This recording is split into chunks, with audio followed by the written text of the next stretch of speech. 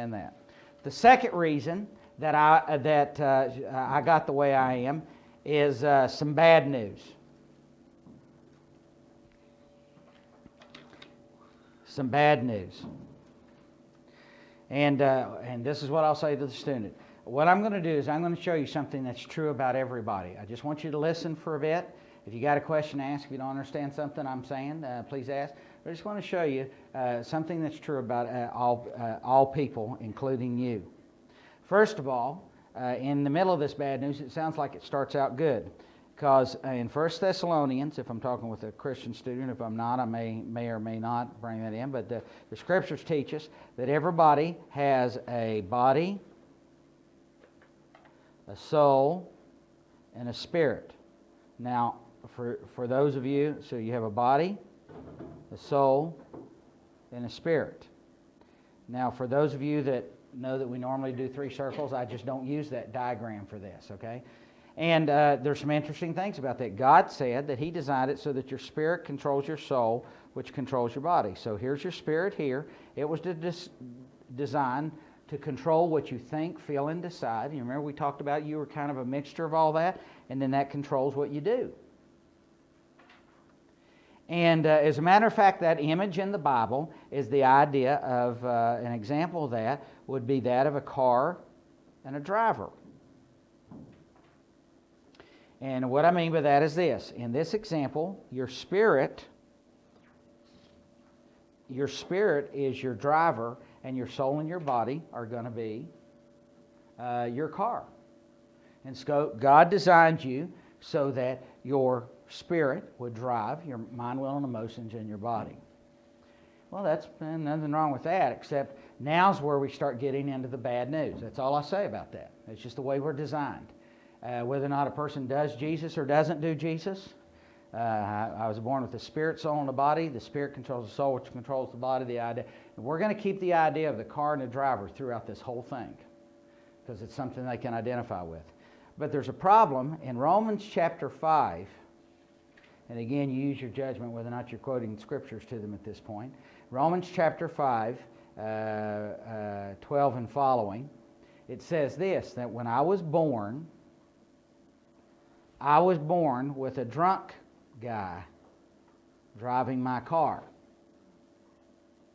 Now, what I mean by that is what it literally says is I was born dead to God in my spirit right here. As a matter of fact, it goes on to say that the guy that I was born with in my spirit, his name was Adam. And then I draw a line under Adam.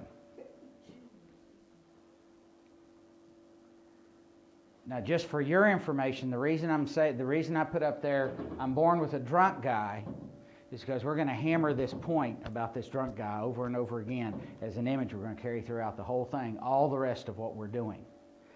And as a matter of fact, I want to show you what that drunk guy, Adam, was like. Now, if they're a church kid, you can say this, tell me what you know about Adam. And so, if they don't know anything about Adam, they're not a church kid, well, let me tell you about this drunk guy that you were born driving your car. Excuse me. He was weak-willed. He was blaming women. So he was a blamer. He really made bad decisions. He was ashamed of himself.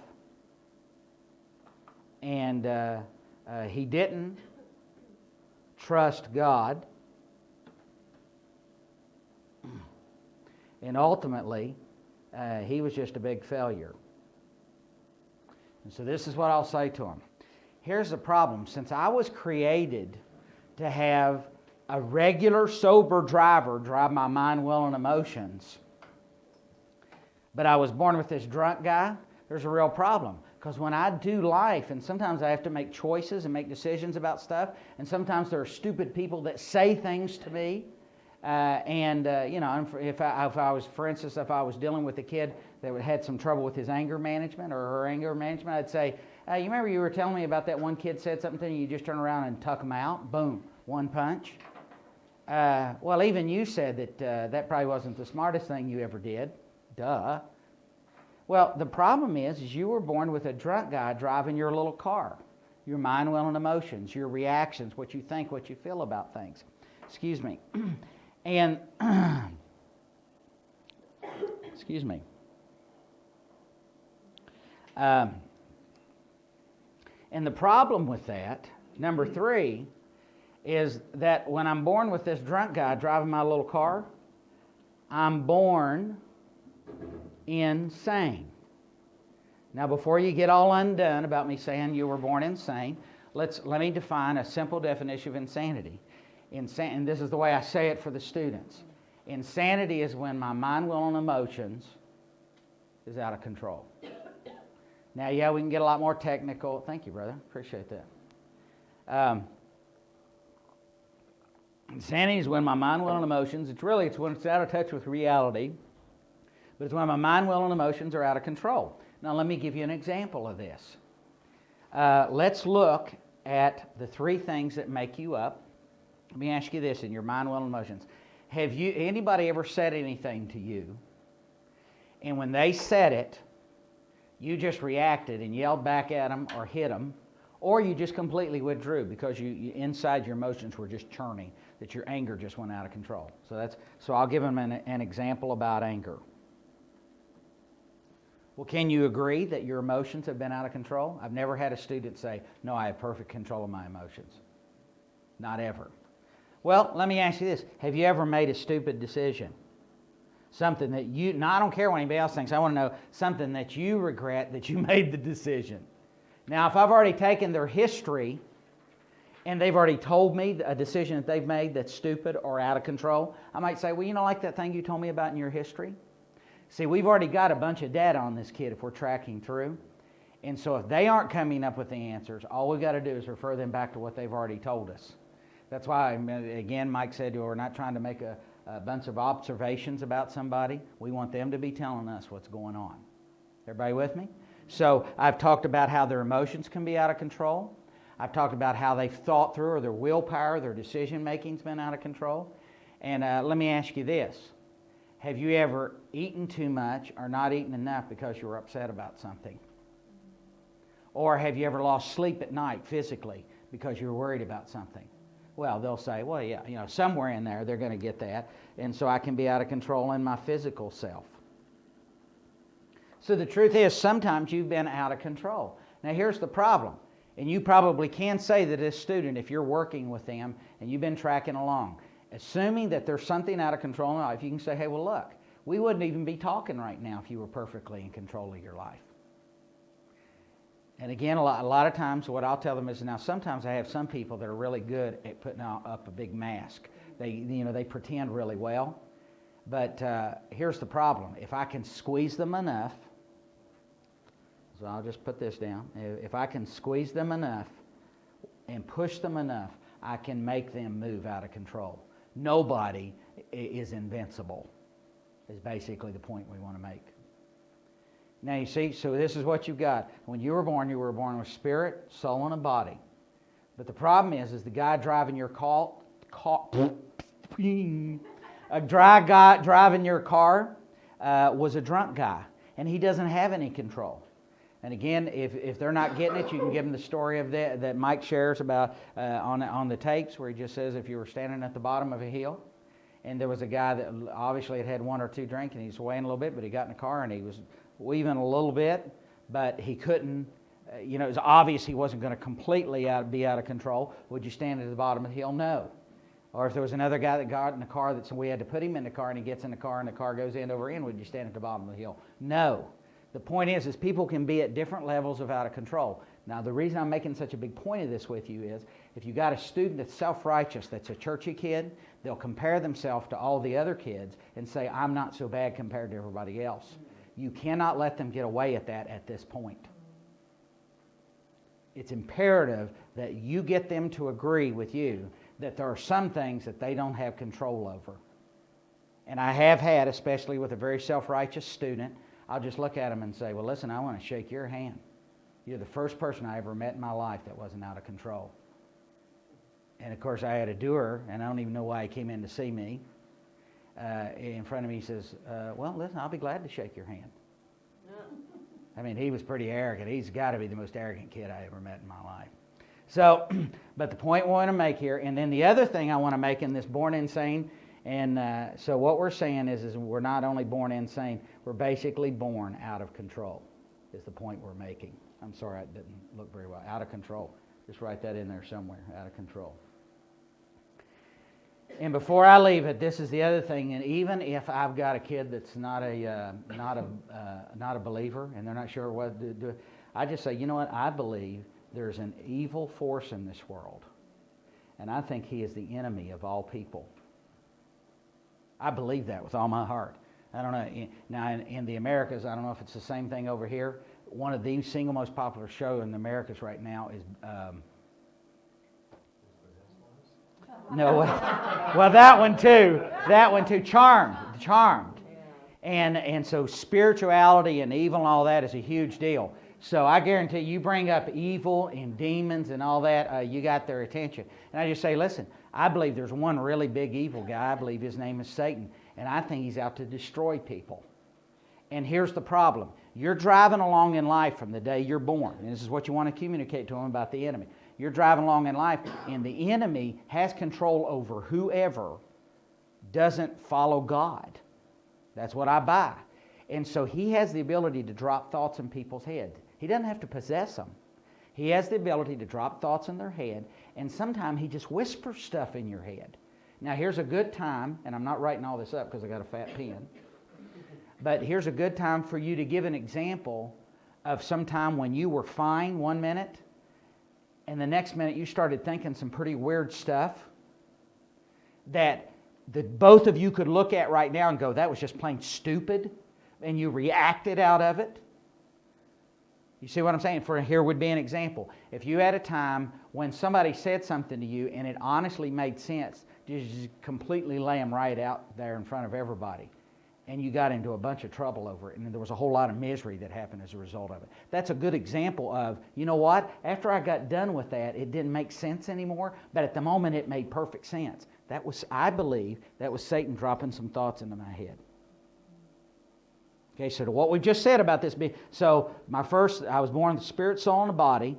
My first problem is I was born with a drunk guy driving my car. The third problem, not only was I born with a drunk guy driving my car, but I was born insane and out of control.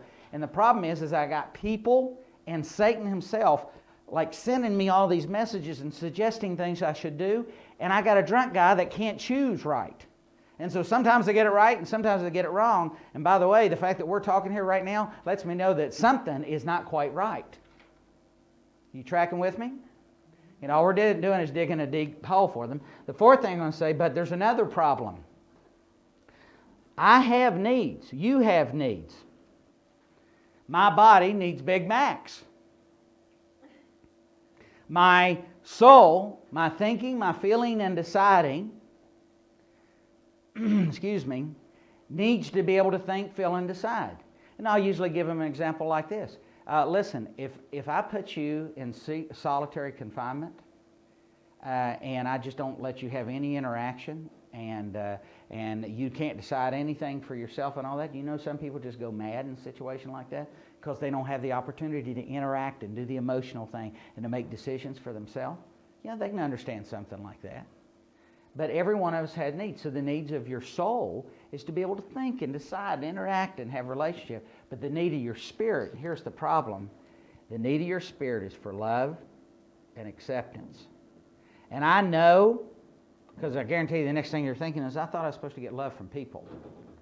So this is what I usually just go ahead and say. I recognize we also love people and we accept people. But your deepest need, deep inside you were born with, that is your soul needs to be loved and accepted. Your spirit needs to be loved and accepted. Now here's the problem. When you were born, and I just usually draw another little guy over here, or you can do it on this fella, I'm just out of room there. When you were born, here's the way this works. God is love. And I'm really running out of room, so you need to write this down. God is love. And to have love be in existence, you have to have two people doing the thing. I can love Matt, but if Matt doesn't love me back, we don't have a love relationship going on. So it can't be completed. So God, because He's love, He created beings with the ability to love, that they can interact back. But He also had to create them with the ability to reject Him.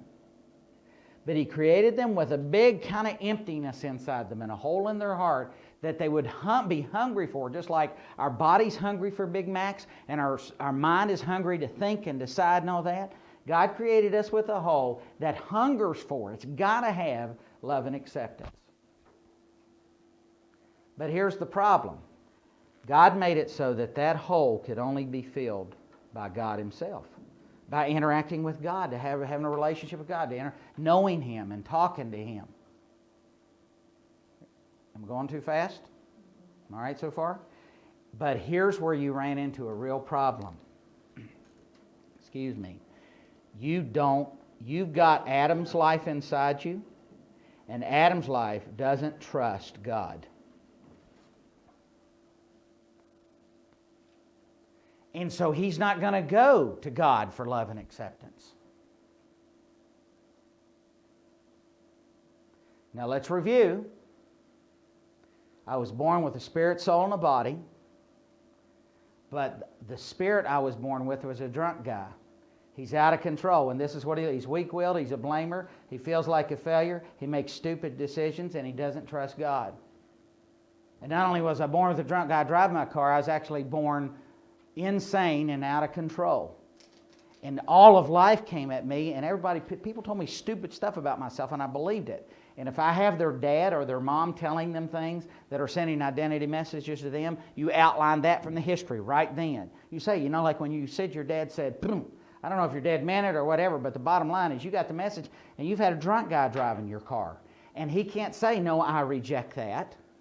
And so, excuse me, what happens is you accept all that in for information. You start believing that stuff. And then the fourth problem you got is you need love and acceptance, and excuse me. You need love and acceptance. It can only be filled by God, but you don't trust God. So here's the fifth thing that happens. You become completely self-consumed with getting your need for love and acceptance met. And this is what I usually do. I just write up the word hungry. Just like your body can't live without air, just like your soul can't live without thinking and deciding and interacting with people, you're starving to death for somebody to tell you that you're lovable and acceptable. But you won't run to God, so this is what you do. You start running to other people. And the first group of people you run to are your parents. And you say to them, would you please tell me if I'm lovable and acceptable? And oh, by the way, and they're going to like this, your parents were born insane and out of control too. And that means they don't know what they're doing. Now, this is really important. Here, once you've had their history, you want to start looking for, when you take their history, where they got their identity messages. You tracking with me here? And again, we're just on one diagram. So in an insane, out-of-control condition, driven to get love and acceptance, I've got to have it. I run to other insane, out-of-control people, and the first people I run to is my parents. Now, if this was me, and you were talking to me as a student, you would have gotten in my history that at 12 years old, my dad left to go take care of a suicide person, but I didn't know that's what it was. And that, excuse me, and the enemy whispered to me that day that everybody else on the planet was more important to me, more important than I was.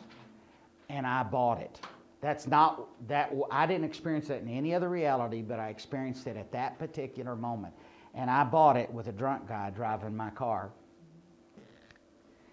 And I got that I am on the bottom of the list. Therefore, I'm not important. Now, here's what I want to tell you. Before you start hammering on their stuff, it's pretty wise for you to put some of yours on there. Matter of fact, if you want to go through all the things first, parents, friendships, and so on, and put where you got your messages and what you believed, what's that do? Yeah, levens the playing field. Everybody's on the same sheet that way. It can be recent events. It can be events that happen early. But first thing you want to go to is parents. If So if I were talking to mine, I'm on the bottom of the list. Here's another thing. If I were a student and you were talking to me when I was a student, I'd tell you the next place I went to, were girls. And I wasn't sleeping around because, see, I was a good little Christian boy. But what I had is several relationships, and we're not going to go into this all the time, but if I were telling this to a student, I had the girl that was the love of my life leave with no reason whatsoever. What was the message I got? That there's some secret something wrong with me. I know you can't read that now. Okay, there's some secret something wrong with me, and that I'm never going to be able to get married. And on and on and on. And then I would probably put on there for me, I went to my buds. And what my buds did is they beat the snot out of me for 3 years running. Well, that'll put a little rejection in anybody, so I didn't feel very loved and accepted. And they all called me the country hick, come to the city. The fat country hick, no less. So what I'm going to do is I'm going to go around and share what mine might be like, and then I'm going to go around and pick from their history and from them what they might tell me now, what messages they may got. And then I'm going to say it again. You were born with a spirit, soul, and a body. You were born with a drunk guy driving your car, and all these people came when you still had a drunk guy driving your car. You know what? It makes perfect sense to me you'd feel some of the stuff you'd feel right now. You know what? As a matter of fact, if I experienced what you did with a drunk guy driving my car, I think I'd have just gone ahead and killed myself.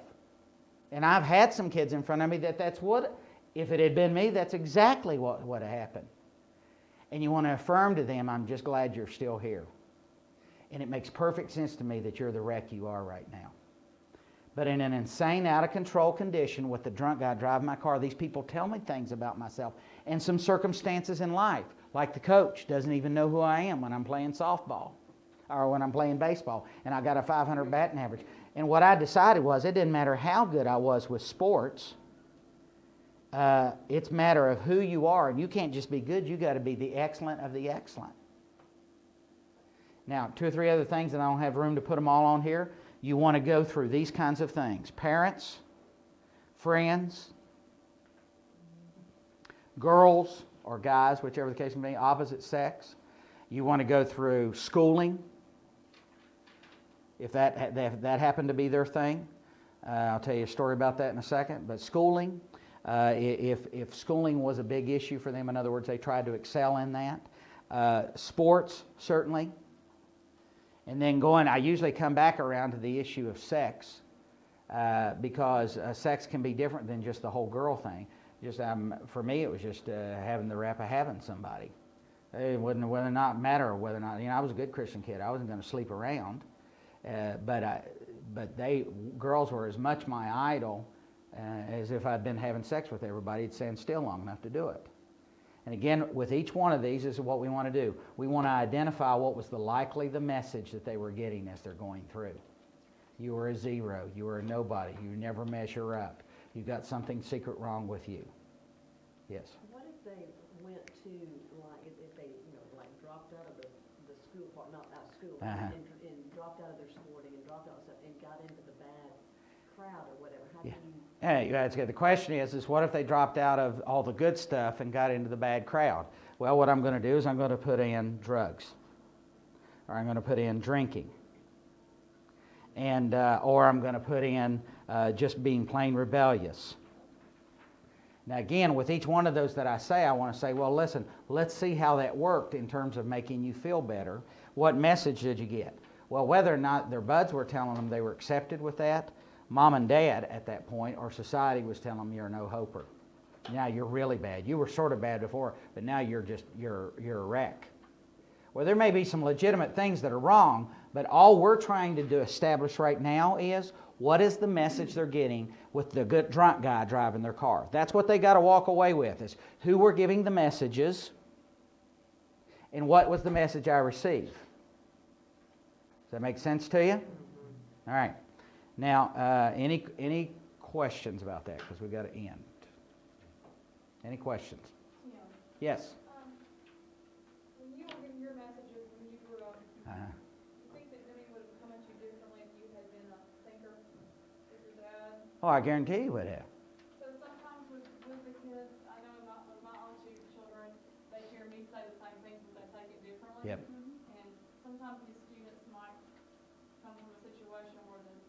sibling in the family is not at all experiencing what they're experiencing? Uh-huh.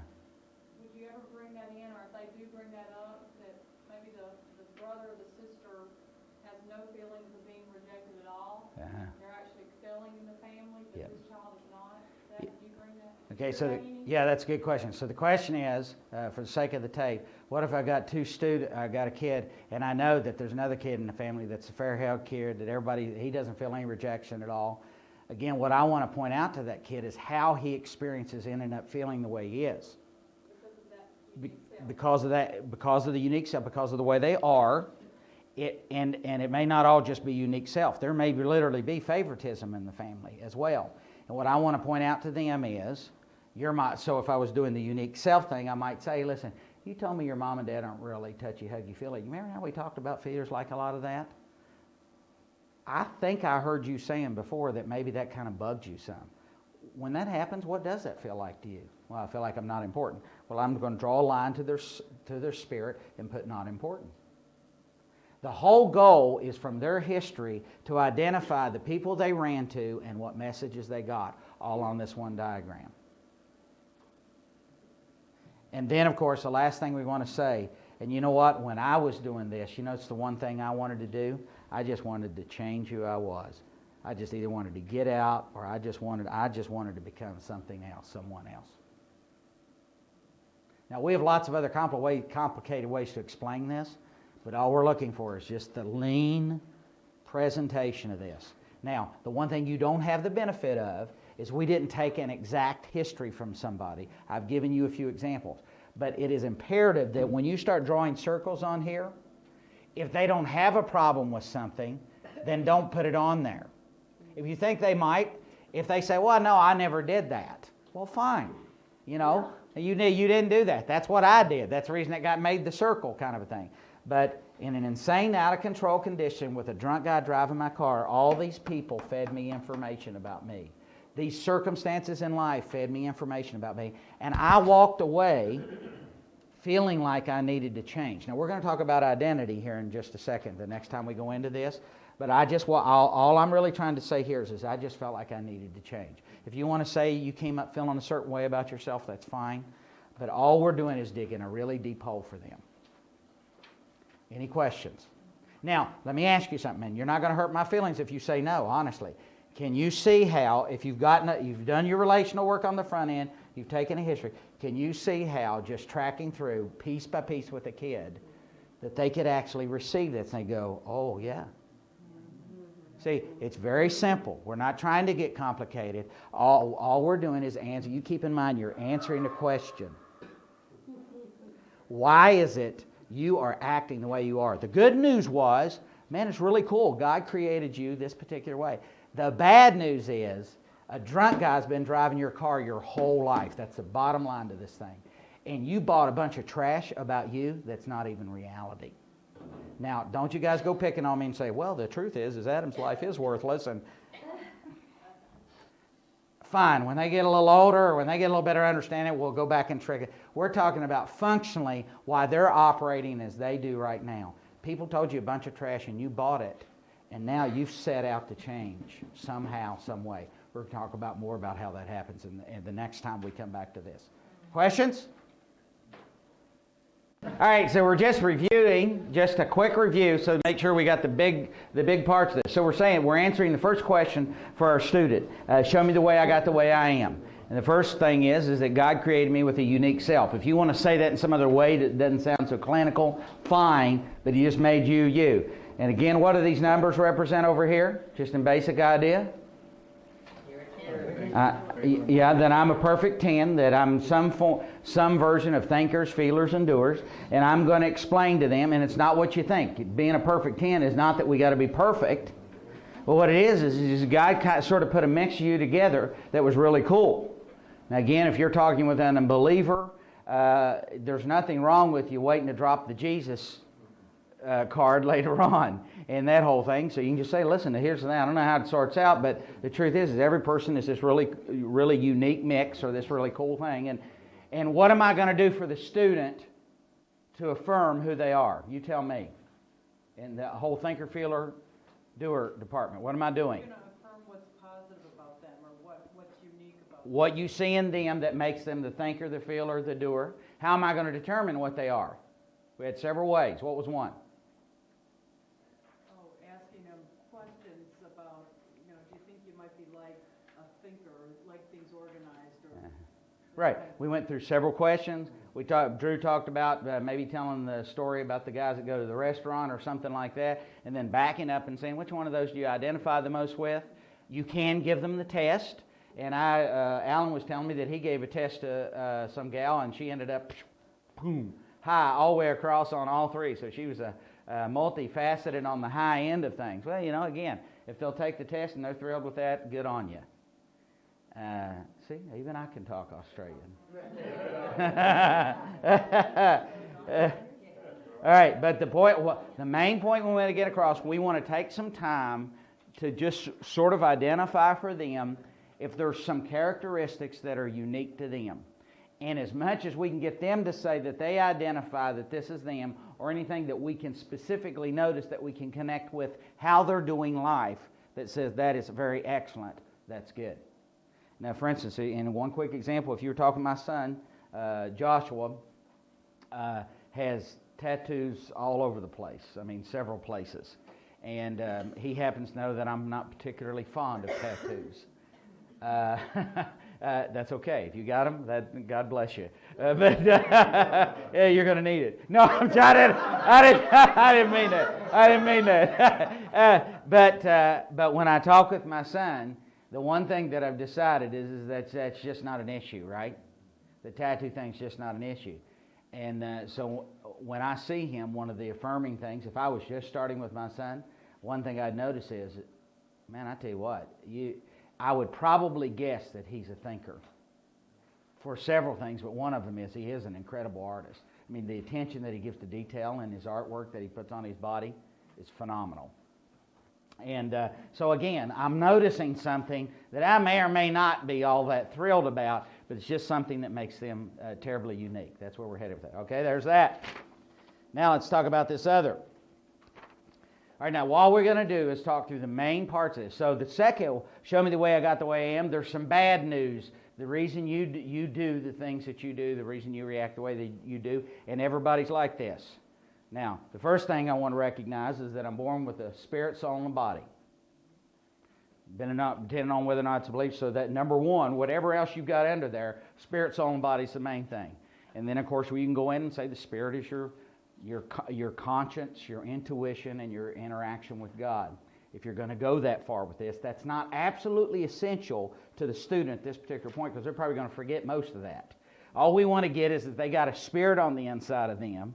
They got a soul, which is how they think and feel and decide. We just kind of talked about that. And then you got the stuff you do on the outside of your body. Well, that's not bad that you've got that. But number two is you were born with a drunk guy driving your car. His name was Adam, and this is what he was like. He was weak-willed, a blamer, ashamed. He didn't trust God, and he's just a big failure in everything that he did. How would you like a fella making decisions in your life that looks like that? Well, the truth is everybody's got that. So if the guy's driving along, your little drunk guy can't decide to go left or right. And the problem with that is simply this, that when I do life, I have lots of information I have to process. People say things to me. Things happen in life. And there's a drunk guy, and he doesn't know to decide what's good, what's bad, what's going on. The third thing then is that I am born, which sort of leads to this, I'm born insane and out of control. Well, again, you may have to prove that to them, so I just ask them, have you ever made a stupid decision? Well, I have. How about you? And ask them about one. Well, can you give me an example of a stupid decision? Oh, that was real funny. Just like yakking about that. Have you ever been fine one minute and all of a sudden, man, you're so mad you can't spit straight? In other words, you just want to use some examples of, that's a southern thing. You get so mad you can't spit straight. Yeah. Yeah, okay. Excuse me. If you want to know the etymology of that particular colloquial phrase, we can go with that later. And so the idea is to choose something, just so you know, the idea is to choose something in their thinking, their feeling, and their deciding as an example. And all is what you say. And listen, here's something I did once. A lot of times I'll tell people the example of the time when I was sitting by myself, all by myself. It was a wonderful day. I'd played with the kids. My wife was out shopping. Life was great. And it was one of the few times there was this really cool book a bud of mine had told me about, and I was going to read it, which I don't read a whole lot. So that was a big deal. And so I was enjoying this book, and I'm sitting there. It's beautiful weather. Excuse me. Got a big glass of tea. Life is great. And all of a sudden, I started having these overwhelming thoughts. My wife hates me. My kids hate me, and they're all leaving tomorrow. Just out of the blue. There was absolutely no evidence for any reason that ought to be coming. And man, I just took a dive emotionally. So again, whatever thing you think would connect with them. So number one, you're pointing out they've been out of control. Secondly, you're pointing out that you're out of control. So you with me so far? We said three things so far. We said you're born with the spirit, soul, and the body. The spirit controls the soul, which controls the body. I was born with a drunk guy driving my car, so this spirit's supposed to be driving my mind, will, and emotions in my body. And I know I'm going fast, but this is a review, is drunk. Third, I'm born out of control because I have this stuff going on. I got this drunk guy driving my car, and I can be physically out of control. I can be emotionally out of control. And another problem that comes then is that I have needs. My body's got to have Big Macs. My mind, will, and emotions, I got to think.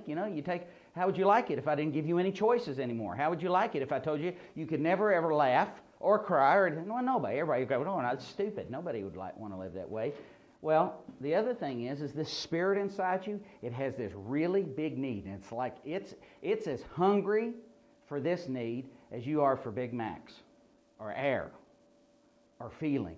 And this need is for love and acceptance. And if I'm in America, a lot of our students have heard, because of info commercials, a fellow named Anthony Robbins.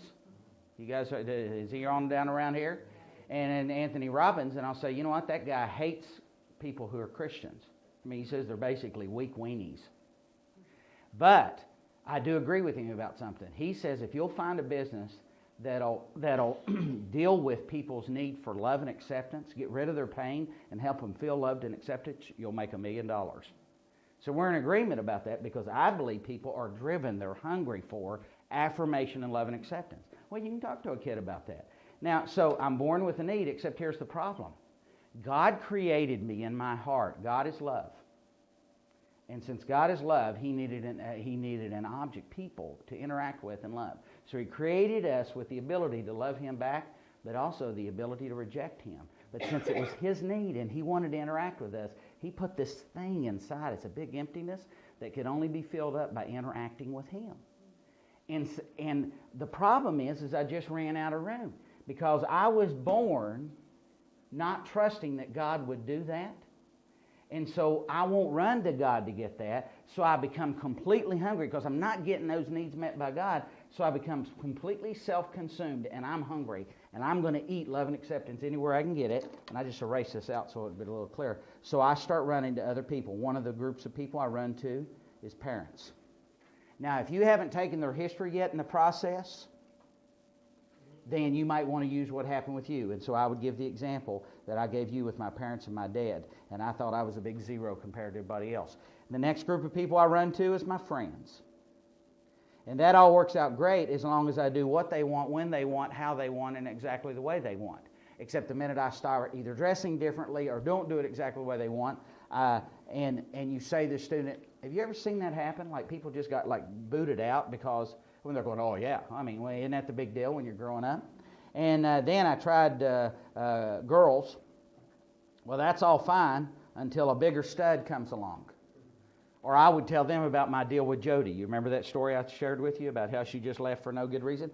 So you see, if I was doing this for me, I'd say I felt like I had some secret something wrong with me, and that no woman was ever going to want me. And then the other thing, some people try school, and if you happen to know that they know some people that are really into the 4.0 thing, a lot of times I'll use a story of a young lady that I had, and again, I'm just refreshing you on this. I know we're going through this fast. Is this okay? You tracking with me on this? Okay. A lot of times I'll tell them about a gal that I worked with once. She got a full ride to MIT, and I don't mean 80% or 50%, full ride to MIT.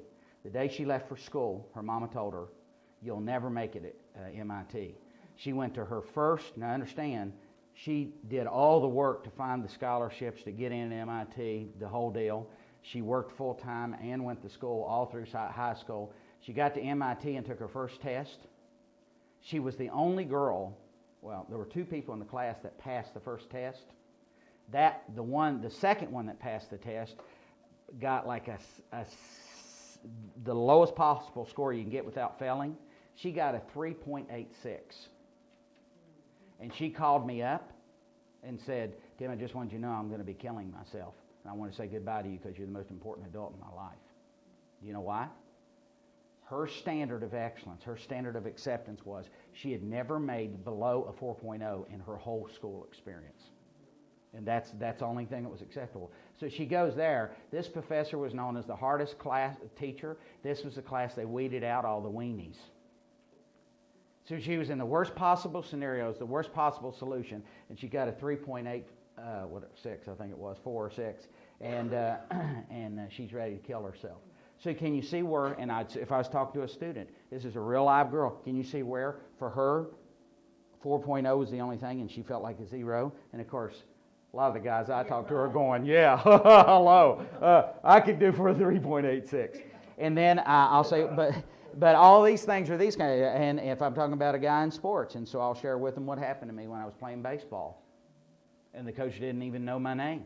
That's just a personal example. If I know something about this kid and I know that sports has been important to them, have you guys ever heard stories, sports stories, where guys have been passed over because the coach knew somebody?